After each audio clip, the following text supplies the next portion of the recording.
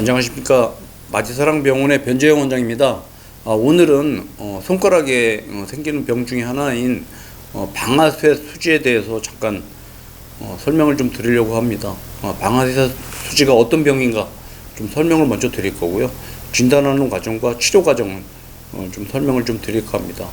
먼저 방아쇠 수지라는 병에 대해서 잠깐 좀 설명을 좀 드리려고 하는데, 그림을 보면서 잠깐 설명을 좀 해 드릴게요.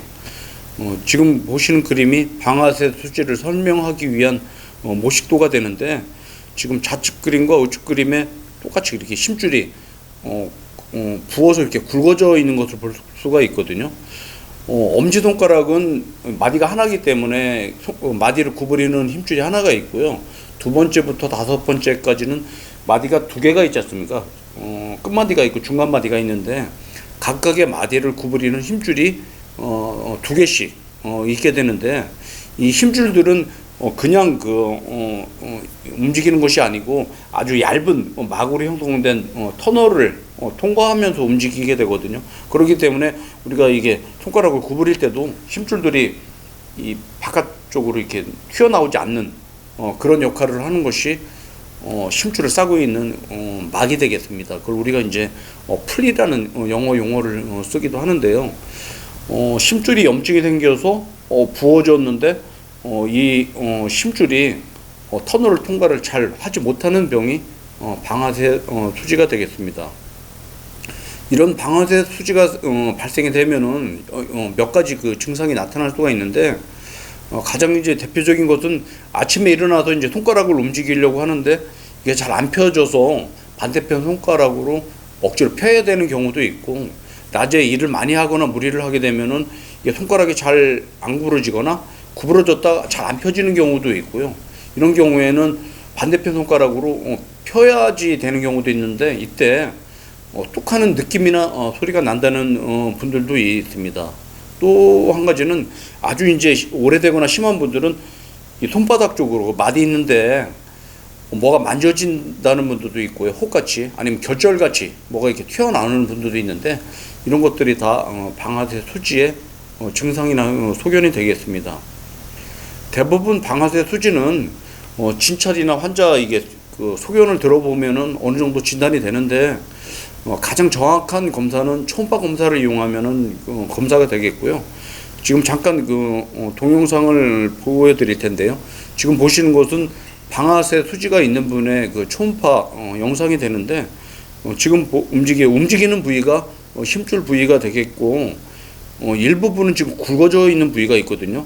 굵어져 있는 부위가 터널을 잘 통과를 못하는 것을 이제 좀 보실 수가 있고요. 이제 심한 경우에는 그 터널 주위로 검게 보이는 부위가 물이 염증이 있고 물이 차 있는 경우입니다. 보통 이제 초음파상에 이 정도 보이면은 아주 이제 심한 방아쇠 수지가 있는 경우가 되겠습니다. 대부분의 방아쇠 수지는 비수술적인 치료로 치료가 되고 있고, 사실 이제 약만 먹어서는 잘 낫지는 않고요. 직접적으로 그 염증이 생겨서 부어져 있는 방아쇠 수지가 있는 부위에 우리가 주사 치료를 하게 되는데, 저희 같은 경우에는 증식 치료를 이용해서 좋은 치료 결과를 얻고 있어서 대부분의 환자분들이 비수술적인 치료로 좋아지고 있습니다. 하지만 가끔 가다가 수술을 이제 해야 되는 분들도 있거든요. 이제 일반적으로 비수술적인 치료를 꽤 했음에도 불구하고 효과가 없고 통증이 있는 경우, 또 기간이 이제 길게 증상이 지속되는 경우에 수술을 고려할 수가 있고요. 또 한 가지는 손가락이 아예 잘 안 구부러지거나 안 펴지는 분들이 있거든요. 걸려가지고 이런 분들한테도 아주 이제 일상생활하기 힘들기 때문에 수술을 권하기도 하고 있습니다. 만약에 수술을 하게 된다면은 주 수술 내용은 염증이 생겨서 굵어져 있는 힘줄 주위에 있는 염증을 제거하는 수술을 하고, 터널이 있다고 말씀을 드렸지 않습니까? 그 터널의 일부분을 칼로 이렇게 절개를 해주는 그런 수술을 하게 되는데, 요즘에는 과거에 비해서는 최소 절개로 수술을 많이 하고 있습니다.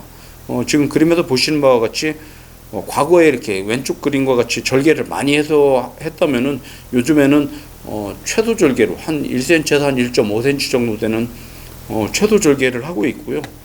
지금 보시는 그림은 저희 병원에서 실제 수술한 사진인데 지금 그림에서 보시는 바와 같이 심줄을 이제 막고 있는 터널을 절개를 해서 심줄을 자유롭게 움직이게 해주고 심줄을 싸고 있는 주위에 염증 조직을 제거하게 되면 수술이 끝나게 되겠습니다.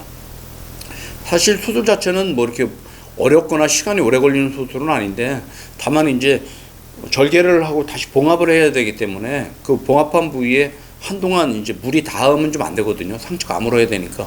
그 기간을 한 2주 정도 보고 있습니다. 오늘은 마디사랑병원에서 시행하고 있는 방아쇠 수지의 치료 내용에 대해서 설명을 해드렸는데요.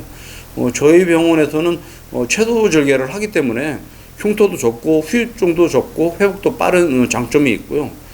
수술 시간이 짧아서 환자의 신체적인 부담도 적고 재발률도 아주 낮은 좋은 결과를 얻고 있는 저희 병원의 치료법에 대해서 소개를 시켜드렸습니다.